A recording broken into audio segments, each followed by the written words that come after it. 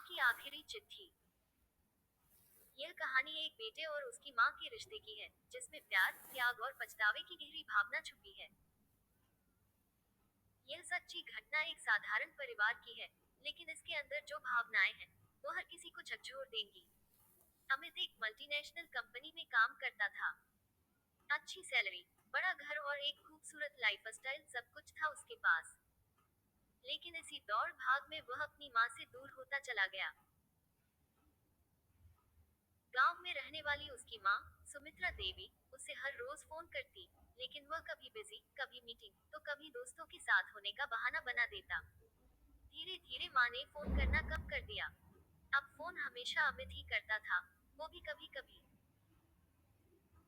माँ जब भी कहती, बेटा, घर आ जाओ, बहुत दिन हो गए, तुम्हें देखे बिना मन बेचैन रहता है। तो अमित हंस कर कहता, माँ अभी बहुत काम है, बाद में आऊंगा। लेकिन वह बात कभी नहीं आया। सुमित्रा देवी का जीवन आसान नहीं था। जब अमित छोटा था, उसके पिता की एक सड़क दुर्घटना में मौत हो गई थी। सुमित्रा देवी ने अकेले ही अमित को पाला पोसा। उन्होंने दूसरों के घरों में काम किया, खेतों में मजदूरी की, ताकि अमित को अच्छी शिक्षा मिल सके। कई रातें उन्होंने बिना खाए गुजारी, सिर्फ ये सुनिश्चित करने के लिए कि अमित को दूध और किताबें मिल सके। जब गांव में बारिश होती, घर की छत टपकती, लेकिन सरला ने कभी अमित को असुविधा महसूस नहीं होने दी। अमित को पढ़ाने के लिए उन्होंने अपने गहने तक बेच दिए। जब वह शहर में कॉलेज के लिए गया, तब उन्होंने अपनी खुशी का बलिदान कर दिया। अकेलेपन और तंगी के बावजूद उन्होंने अपने बेटे की हर जरूरत पूरी करने की कोशिश की। लेकिन जैसे जैसे अमित की जिंदगी में आराम और सुख सुविधाएं बढ़ती गईं, वह अपनी माँ से दूर होता चला गया। अमित को अपने बचपन की यादें बहुत अच्छी से थी। कैसे माँ उसे स्कूल छोड़ने जाती थी, कैसे बारिश में भीगने से बचाने के लिए अपनी साड़ी से ढक लेती थी, कैसे रात रात भर जागकर उसकी तबीयत का ख्याल रखती थी। लेकिन अब जब माँ बूढ़ी हो गई थी, तो वह उनके लिए समय नहीं निकाल पा रहा था। शहर में उसकी व्यस्त जिंदगी थी, नए नए दोस्त थे, ऑफिस की मीटिंग्स थी। उसे लगता था कि माँ को समझना चाहिए कि उसका समय कीमती है। वह माँ के फोन कभी कभी ही उठाता, और जब भी उठाता, बातें बहुत जल्दी खत्म कर देता। एक दिन ऑफिस में अमित मीटिंग के बीच था कि उसका फोन बजा। स्क्रीन पर गांव का नंबर चमक रहा था। उसने अनदेखा कर दिया। लेकिन जब फोन लगातार बजता रहा, तो उसने झुंझलाकर कॉल रिसीव किया। दूसरी तरफ से आवाज आई, अमित, माँ अब इस दुनिया में नहीं रही। उसके हाथ से फोन गिर गया। ऑफिस का माहौल एकदम शांत हो गया था, लेकिन उसके अंदर एक तूफान उठ चुका था। उसे समझ नहीं आया कि वह क्या करे। तुरंत गांव जाने के लिए फ्लाइट बुक की और उसी शाम वह माँ के घर पहुंचा।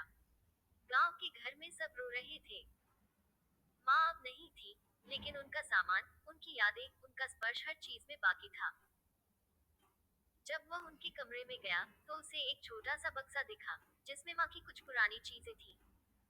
उसी में एक चिट्ठी थी, जिस पर लिखा था, अमित के लिए।